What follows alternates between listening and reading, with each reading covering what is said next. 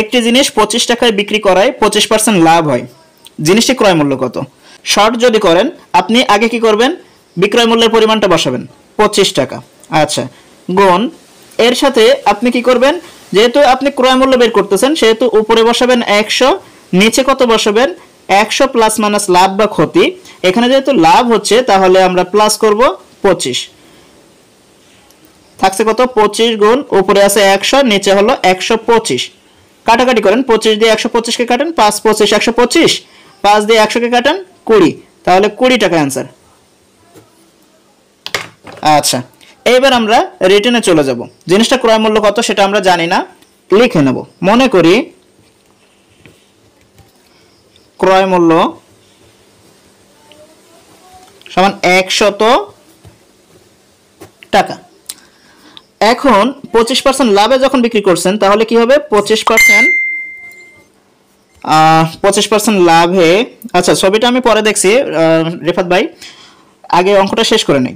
25% লাভে কি হচ্ছে, বিক্রয় মূল্য যখন হবে তখন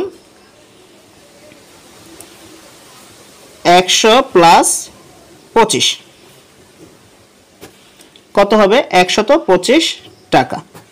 আচ্ছা, এখন কথা হলো আপনাকে কি বের করতে বলছে, ক্রয় মূল্য বের করতে বলছে। আমরা ঐকিক নিয়ম অনুসারে ক্রয় মূল্য তাহলে কি, যেহেতু বের করতে বলছে সেহেতু আমরা ডান সাইডে লিখবো, বাকি আইটেমটা বাম সাইডে লিখবো। তাহলে লিখবো কিভাবে, বিক্রয় মূল্য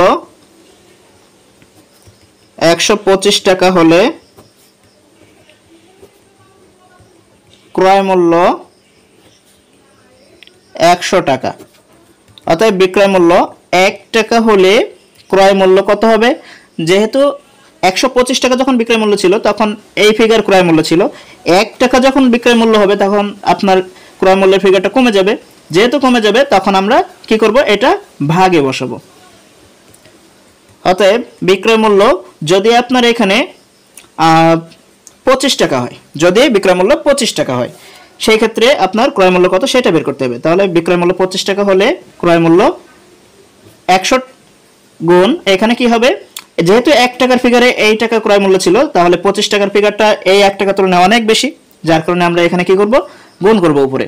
এখন সবসময় যে বেশি হইলেই উপরে গুণ করতে হবে এমন কিন্তু না, কিছু অঙ্কে ব্যতিক্রম আছে, সেটা হচ্ছে টপিক অনুসারে।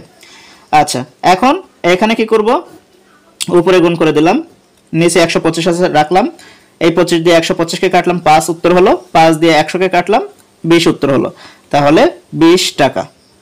প্রশ্ন করছে কি, প্রশ্ন করছে জিনিসটি ক্রয় মূল্য কত, তাহলে আমাদের এবার লিখতে হবে অতএব নির্ণয় জিনিসটির